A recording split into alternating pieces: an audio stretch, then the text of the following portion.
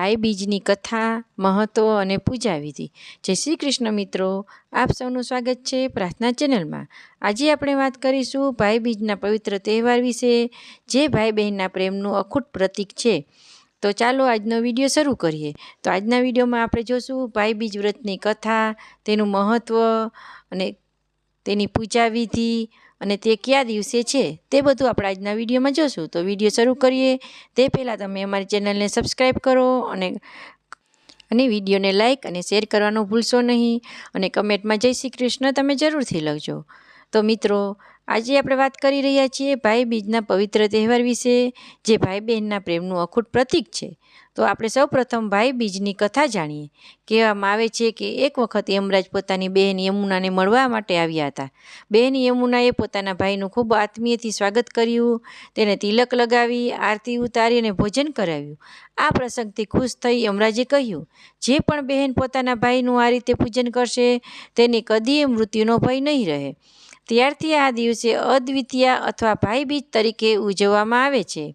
મહત્વ: આ દિવસે બહેન પોતાના ભાઈને માથા પર તિલક લગાવે છે, તેની આરતી ઉતારે છે અને પોતાના ભાઈના દીર્ઘ આયુષ્ય માટે, સુખી જીવન માટે પ્રાર્થના કરે છે।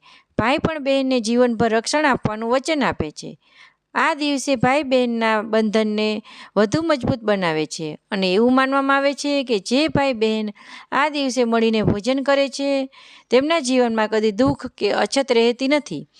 ભાઈ બીજ વ્રતની પૂજા વિધિ જાણીએ।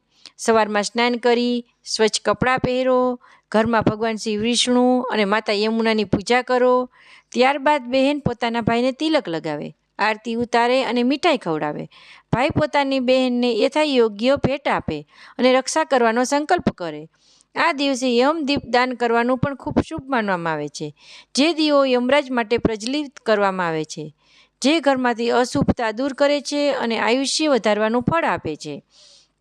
2025માં ભાઈ બીજ કઈ તારીખે છે?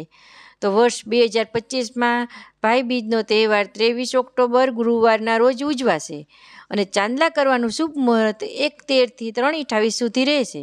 આ સમયે ભાઈએ તિલક લગાવીને ખૂબ શુભ ફળ મળે છે। ભાઈ બીજ માત્ર તહેવાર નથી, આ તો આપણા પ્રેમ, વિશ્વાસ અને સંસ્કૃતિનું પ્રતિબિંબ છે। આ દિવસે આપણે પરિવારને બંધન વધુ મજબૂત બનાવીએ અને ભગવાન પાસે સૌના કલ્યાણ માટે પ્રાર્થના કરીએ। તો જય શ્રી કૃષ્ણ અને જય માતા યમુના દેવી। હવે આપણે ફરી મળીશું કાલ નવા વિડીયો સાથે। તો આજના વિડીયોમાં આપણે તમને કેવો લાગ્યો અને આ માહિતી તમને પસંદ આવી હોય તો તમારા ફ્રેન્ડ સર્કલ અને પરિવારજનો સાથે જરૂર શેર કરજો અને કમેન્ટમાં જય શ્રી કૃષ્ણ લખવાનું ભૂલશો નહીં। તો મિત્રો, જય શ્રી કૃષ્ણ અને કાલે વળી મળીએ પ્રાર્થના ચેનલ સાથે। જય માતાજી।